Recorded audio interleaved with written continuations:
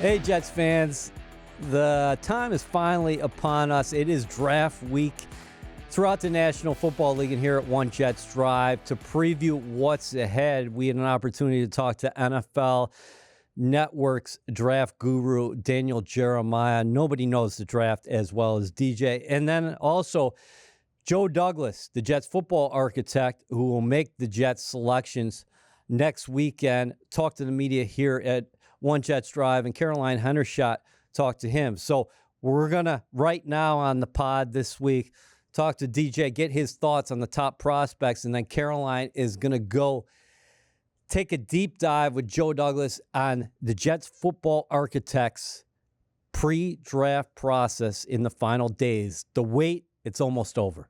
DJ, let's start your analysis right now with quarterback out of Appalachian State, Daniel Jeremiah. Give me the scouting report of that dude coming out.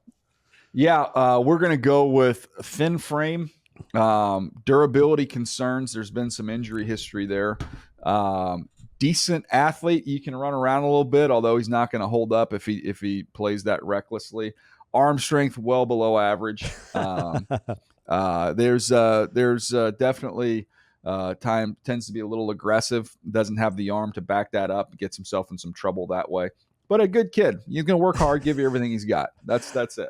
I love it. So let's fast forward a couple of years to Daniel Jeremiah working in Baltimore with a young Joe Douglas. What was JD like during that time? Yeah, I mean, Joe's, I don't know that he's changed much. You know, he's always kind of been the same guy, very comfortable in his own skin, well-liked by everybody, worked really, really hard. I go back to just the days we played basketball together. So he's very competitive, but not going to say a lot. Going to just play real physical and tough. But yeah, no, I don't know that you'll find anybody have a bad word to say about Joe. It's easy. He's an easy guy to like and an easy guy to root for. Do you guys keep him at the low blocks? I mean, he's only 6'4", but he's got that wide body. Yeah, he's an offensive rebounder, and then he's not going to take a lot of shots. But if you can get him the ball down low, he can back you up, throw his backside at you, and flip one in every now and then. But he's more of a defensive rebounding guy on the court. Okay. So speaking of rebounding, let's get to the meat and potatoes of it for the Jets at number 10 overall. What do you think about the landscape he is facing? I'm fascinated by it. I think there's a couple different avenues you could look at there. I did what I called my chaos mock draft the last time we did it out of semi boredom. You caused a lot of headlines with that one. I did. I had some fun with that one, but I just thought, if the Chargers want to move out, the Jets are all in. Let's try and make a trade here where they can get up and get Marvin Harrison Jr. I don't think they'll be that bold in this draft with the limited picks that they have. I think if you're thinking of is there a chance the Jets move up at all? I think it would be maybe a little baby move just to get ahead of the Chicago Bears. If somehow Odunze was there at that point in time, I think he would make a lot of sense from that standpoint. But outside of that, if they stay where they are, I think you've got a decision coming down to Brock Bowers, the tight end, versus the top available offensive tackles. So that to me would kind of frame, what direction they want to go and what they feel their need is there. How unique of a draft is this at the top? Because on your top 50 overall prospects, you have 3 receivers going 2, 3, 4, and then the aforementioned Bowers 7. Yeah, I mean, I've got them, rated so highly, and I don't think there's a lot of separation between those 3 wideouts. So we've got 3 of the top 4 players in the draft are wide receivers. I don't know that I've ever had that before. And they're all deserving of being up there. And then there's a drop off after those 3 guys, but then another wave of wide receivers, and it's a good class there. I don't know that I remember as offensive a heavy top of the draft as we have. I mean, literally, you can go through the top 10 and just use 3 positions and go, okay, we're just going to shop for quarterbacks, tackles, and receivers, and we can fill out the entire top 10 of the draft, and you wouldn't be really a reach on anybody. Most likely scenario for the Jets, though, you think Marvin Harrison and Malik Neighbors gone by the time we get to 7, 8-ish, because you've mentioned the possibility of if you are going to move up, maybe Rome Odunze is still on the board, and Brock Bowers could still be there at 10, right? Yeah, no, I would give Jets fans hope from this standpoint. I remember, the big draft, the Sauce Gardner draft, and thinking, okay, you've got Garrett Wilson and Sauce Gardner. Like that's a tough one for me. I think that was like my third and fourth ranked players or something like that. And then I thought, there's no way Garrett Wilson gets to them at that point in time after Sauce. And I'm like, holy crap, like that all just it all just worked out. It just all magically worked out. So I'm sitting there going, there's no way Rome gets there. He's the perfect fit. Like if you ask me who is the perfect player to fit in with this group that they have, it would be him. Because Mike Williams can now, you don't have to rush him back. When he gets back, you have Garrett and Rome can play inside if you want them to. So you get some interchangeable parts there. And now you've got some real depth at that position, which you didn't have last year. So that to me is the home run pick.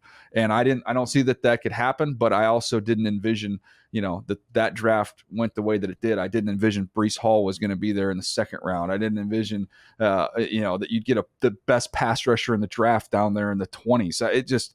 That one fell for him. So I'm not going to rule out the chance that maybe this is the second version of that, and somehow Odunze is there at 10. If Rome's the home run pick, I'm going to put you on the spot because you love baseball. We know the Padres are your team. Give me the triple, the double, and the single for the Jets, because one thing that's caught my ear, the way you've been talking about the tackles, is you said you wake up every day feeling a little bit differently about each of the top 5 tackles. Yeah, and not that I fall out of love with any of them, just I appreciate the strengths of different guys and what they do. Like a great example, if you told me that they got, either Bowers as the tight end, or you said they got Fautanu from Washington, or they got Fuaga from Oregon State, I would be equally excited with any of those 3 picks. And they all are distinctly different guys with different strengths. To me, like Fautanu, with his ability to play basically any of the 5 positions. We all know the injury history the Jets have had on this offensive line. We know that they've added 2 33-year-old tackles. Having a guy that can move around wherever you need him to, combined with Vera Tucker, who can move around wherever you need him to play, that provides you a tremendous, tremendous asset there. And then you talk about Fuaga, who can play, at right tackle, can play guard. There's some versatility there as well. I don't think he's quite as versatile as Fautanu, but again, somebody who, he brings something specific to the table. So I think the Jets are in a great spot with what they need and the directions that they can go. Whether it's receiver, tight end, offensive line, I think they're in a great position to really help their offense here. You've spoken about 11, 12, 13 that each of those teams could be interested in quarterbacks. Any possibility there, not for that slight move up, but a slight move back for the Jets? Yeah, I would be all for it. Get some extra picks here, slide back a few spots. It is you have to be comfortable with several of these tackles, which I could talk myself into it. So, you're trying to convince the Raiders or the Broncos to get ahead of the Minnesota Vikings. If you're the Jets and you're a Jets fan, you're hoping that you don't see the trade up for the quarterback too early there, because you could have some value to be able to move back. On the other side of that coin, if people are moving up for quarterbacks, maybe that's pushing down the Odunze scenario that falls into your lap. So you can look at this each way here. I just know whether they stay where they are, maybe slightly move up a little bit for one player, or slightly move back. I think they're positioned really, really well for what they need to get accomplished. How much do you like the depth in this wide receiver class? Because if the Jets don't go wide out in round 1, what options could be there on the board in 3 that would make a lot of sense for this team? Yeah, I mean, everybody's going to have these guys in different order. For me, I'm a Malachi Corley fan. I like him a lot from Western Kentucky. He's great after the catch, just so physical and so tough. I think that's probably the sweet spot of where he goes. Roman Wilson's another one out of Michigan, who's got some real juice, some real speed, and can kind of play in there in the slot. So those would be a couple guys who would be intriguing to me. I think at the beginning of the process, you would have said Ricky Pearsall would be a great 3rd round pick. I think he's run his way out of that. He's run his way into the 2nd round. So I think he'll be long gone at that point in time. Developmental quarterback, if the Jets go in that direction on day 3, or some names that you like? Yeah, Rattler's the one I would say would be the top one out of South Carolina.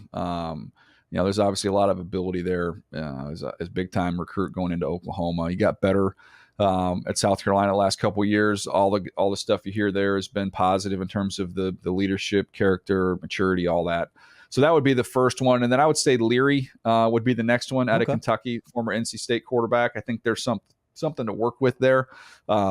But those would be the 2 guys. Pratt is the one that gets mentioned as kind of someone that's intriguing. So that would be the order that I would have him. I would have it Spencer Rattler, I would have it Leary, and then I'd have it Pratt.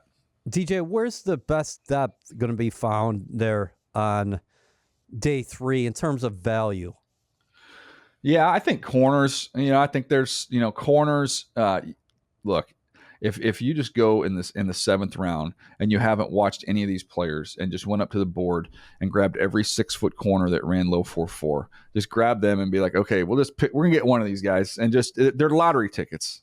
Just take those lottery tickets, and every now and then you're gonna hit on one. Worst case scenario, you've got a practice squad kid you can work with and develop. But to me, at that point in the draft, you're just gambling on traits. Speaking of traits, how about the running back position? The Jets drafted Izzy Abanikanda last year. They have one of the best backs in the National Football League in Breece Hall. But if they're going to add to the stable there on day 3, you got a pair of 4th-round selections. Obviously, I can give you a couple. To me, I think there's, like, if you're looking for complementary pieces, there's a couple different ways you can go here. I really like Ray Davis as kind of as a physical back. He's 5'8", he's 211 pounds, but he's runs really, really hard out of Kentucky.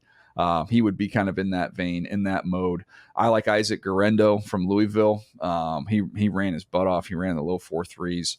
I don't think he's the most elusive guy in the world, but he's got some size and some real speed, to break away and do things there. My late one that I just watched the other day, who I really liked, was Blake Watson from Memphis. I mean, he's 5'9 and a half, 200 pounds. He ran 4.4 flat. He was an Old Dominion transfer. Who he's got tons of production at Memphis, running the ball, catching the ball. He's got explosives. He worked out well. Didn't get invited to the combine. I have no idea why.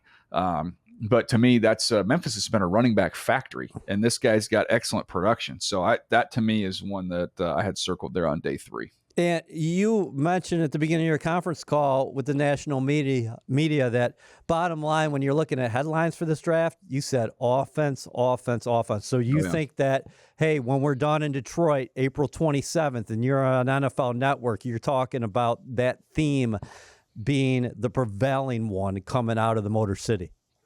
I think so. It is. It's a league with a lot of young quarterbacks right now, and it's a league that's going to welcome in a handful more in this draft. And I think you're going to see this draft as one to serve those young quarterbacks. And it's something that's a priority for these teams, and it just happens to be what the draft class has given us. Let's end here. You've been calling the games of the Chargers. Mike Williams, what do the Jets have in this new receiver, and how excited are you to see him get paired up with the future Hall of Famer here in Aaron Rodgers? Yeah, he is. Full honesty, in 6 years of doing the Chargers, there's not a player that I've been around that I enjoyed more than Mike Williams. Like I could put him right up there as my favorite. He is the best dude who everybody in the building is going to know and love, who's never had a bad day. So you start first of all with the person. He's an energy giver. Everybody's going to love being around him. As a player, he found ways in the big games the Chargers have been in the last 6 years, in big wins. He had a major part of it. He loves the big stage. He loves big moments. He's as good a 50-50 ball catch guy as I've ever been around. He's outstanding there, and has he has a little flair for the dramatic. So I think with the Jets, with Aaron Rodgers, with a lot on the line, New York, the attention, big games, prime time. I think this is kind of made for Mike Williams.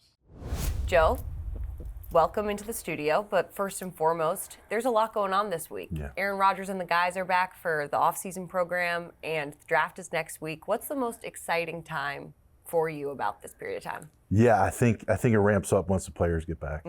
You know, you see the smiling faces, you see the guys dapping each other up and having fun on the field, and you know, they're just the energy changes. You know, and everything ramps up, and you know it's draft time shortly after that. So, but you know, we've had some great meetings leading up to this week, and a lot of hard work by our coaches, our scouts, analytics, football admin, everybody, operations, and it's really got us to this point where we're ready to attack this draft next week. What is this pre-draft process like for you and your team?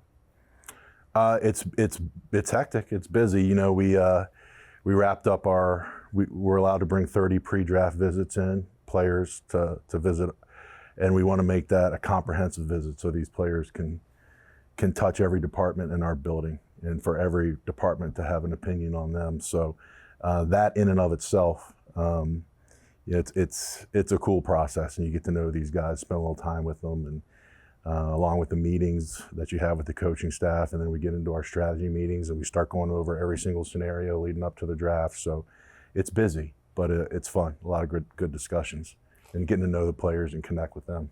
Now, you started your career as a scout, so what is this whole process like for the scouts, and how much work do they have to do going into this? Yeah. So the process, this is their Super Bowl. You know, this is a scout Super Bowl, because you've been working for this moment ever since May of 2023. You've flipped the page on last year's draft and you start working on this year's draft, and it's just it's a consuming thing. You're crisscrossing the country. You know, you're gone 180 days out of the year, and you are talking so many different. Every day is different. You're talking to different coaches every day. You're seeing how different programs are run every day, and you're getting such quality information. And then you have to have conviction on the guys that you really love and the guys you feel are going to come in here and stand for the right things and help the Jets win a Super Bowl. And so it's a really special day, special weekend for the scouts. Now, I know the roster is never complete and you're about to add to it with the draft, but what do you think about your roster at this point in time? Well, I think there's a lot of depth. And I think we have dynamic playmakers on both sides of the ball. So, and now it's just about coming together as a team and doing our thing. But I feel like we're in a good position to have great flexibility as we go through the weekend with the draft. How did free agency impact how you're approaching the draft and your draft strategy? Well, free agency definitely impacted, because what you don't want is a ton of glaring holes on your roster leading into the draft, so teams can lock in on you needing a specific position and trading in front of you to try to get someone that they might like that they think you're going to draft. So I feel like we're going into this draft without any glaring holes or weaknesses on the roster that teams might look to try to get in front of us for. What do you like about the position of being at number 10 and then having 7 total picks? Yeah, we're in a good position. I feel like we're ready for anything. You know, if a lot of quarterbacks go, you know, that's great. If not a lot of quarterbacks go, we're still going to be just fine. And a lot of discussions that we've had over the last couple of weeks where we want to make Thursday, Friday, Saturday just almost surgical. You know, just we know what we're doing. We've had all these discussions. We've talked about every single scenario. Now we're letting the board fall to us and we're just executing. How do you prepare for all of those different scenarios? What does that really look like for you and the team? Yeah, we get in a room and we hash out every single scenario that can happen. And you know, these players are here. What are you doing? You going to move up? Would you consider moving back? How far would you move back? So we have all these discussions leading up, and then, you know, we kind of create our game plan, and we have our list of guys, and we just go down the list, and it's just execute. Now, you've put in so much work to get to this point. What happens in the final few days leading up to the draft? Is it pretty much nothing happens, or are you working up until that last second? I think in terms of evaluations, pretty much the hay's in the barn. You're just working the last second, talking to teams about possible trade scenarios. You're having conversations with agents.